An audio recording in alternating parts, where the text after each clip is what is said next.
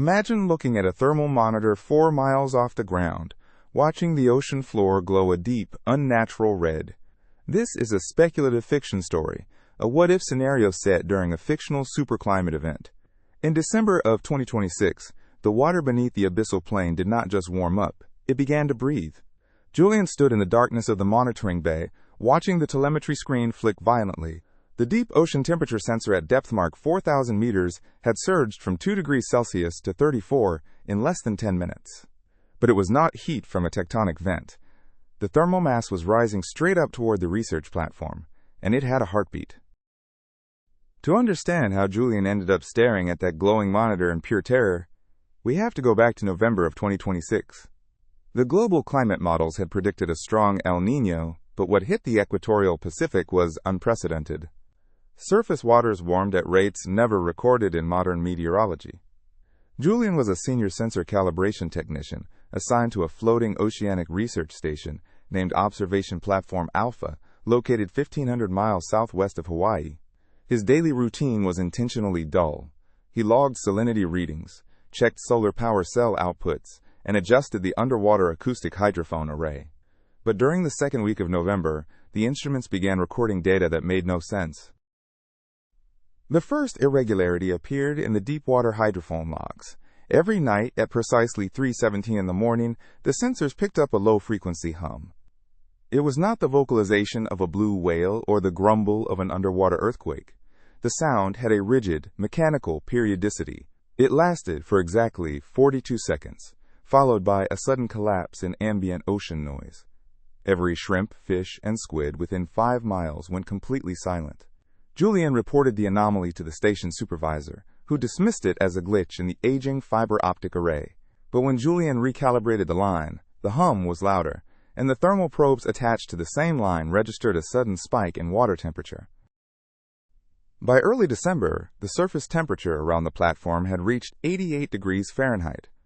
The air above the water was thick and suffocating, draped in a perpetual blanket of heavy, warm fog that never cleared, even when the wind picked up. Julian spent his shifts on the exterior catwalks, wiping condensation off the sensor housings. He noticed that the sea life was vanishing. Normally, the floating platform attracted swarms of pelagic fish, sharks, and birds. Now the water below the metal hull was completely empty.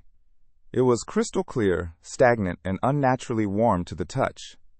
It felt less like the open Pacific and more like a stagnant reservoir that had been sitting under a sun lamp. On December 12th, Julian lowered a high-definition submersible camera down to the ocean floor at 4,000 meters. The feed took 20 minutes to clear as the illuminated probe settled into the deep silt. When the spotlights cut through the eternal blackness, Julian expected to see the usual barren desert of abyssal clay. Instead, the seafloor looked melted. Long, straight furrows had been carved into the sediment, stretching beyond the camera's range. It looked as if something immense had been dragging itself along the seabed, carving trenches 50 feet wide.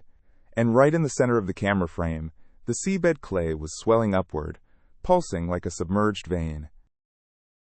The temperature at the ocean floor was supposed to sit just above freezing, yet the probe's external thermometer registered 38 degrees Celsius.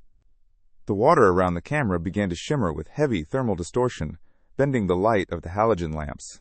Then came the sound. It did not pass through the hydrophone speakers. It vibrated through the steel deck plates beneath Julian's boots. A slow, wet, metallic dragging noise that echoed through the hull of the platform. Julian leaned over the monitor, adjusting the gain on the acoustic feed. The sound was moving upward along the tether wire, ascending from the bottom at 30 feet per second. Julian called the emergency deck team to haul up the submersible cable immediately. The electric winch groaned under an unexpected burden. The tension gauge spiked past 8,000 pounds, far exceeding the weight of the camera package. Whatever was attached to the line was pulling back down.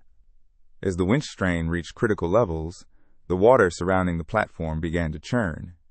White foam bubbled up from beneath the pontoon legs, smelling heavily of ancient sulfur and ozone.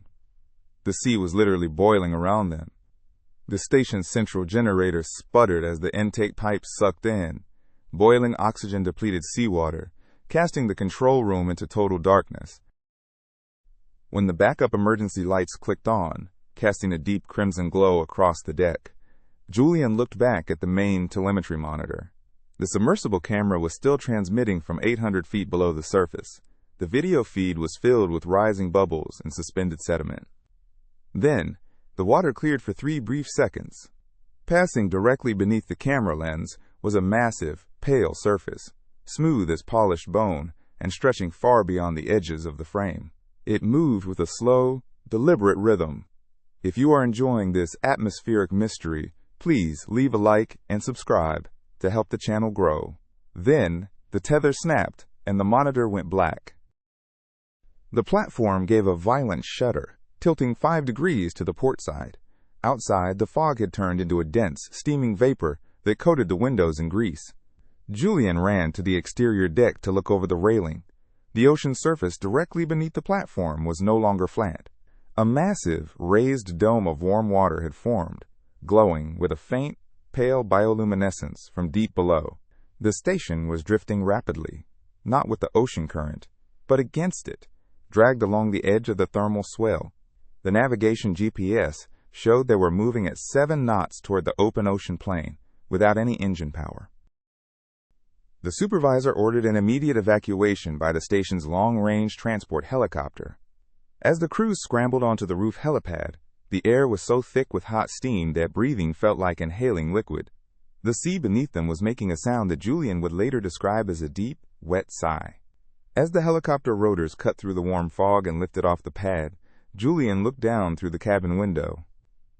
The searchlight illuminated the water surrounding the abandoned platform. The station was sinking into a massive circular depression in the ocean surface, as if the water below it was simply opening up to swallow it whole. They flew north toward Hawaii in complete silence. Looking out the window, the Pacific Ocean beneath them was marked by a straight, glowing line of thermal rising that stretched across 30 miles of open sea. It was not a volcanic fissure or an oil slick. It was a moving heat signature, cutting through the cold ocean water like a hot blade through wax. By the time their helicopter touched down at the mainland Naval Air Station, official communications regarding Observation Platform Alpha were classified. The official report released weeks later stated that the platform had suffered a catastrophic structural failure due to a rogue wave during an extreme weather event. Today, Julian no longer works in oceanography. He lives in a small, landlocked town in Colorado, as far from any ocean coast as he can get. Yet the unanswered questions of that night still haunt him. What was the origin of that perfectly rhythmic 60 Hz hum recorded 4,000 meters down? Why did the ocean floor swell and carve trenches miles long just as the surface temperatures hit historic highs? And most disturbing of all, was the Super El Niño of 2026 merely a weather anomaly, or was it the environmental response of an ocean forced to wake something that had been sleeping beneath the seafloor for millions of years? To this day, Julian refuses to look at maps of the Pacific seabed. This story was a work of speculative fiction, but the real El Niño climate cycle remains a very real and documented natural phenomenon that continues to reshape our world. The ocean depths remain over 80% unexplored, leaving us to wonder what else might be waiting in the dark. Thank you for listening. If you enjoyed this dark what-if story, please subscribe to the channel, click the notification bell, and share your own strange ocean encounters or theories in the comments below. Until next time, keep your eyes on the horizon.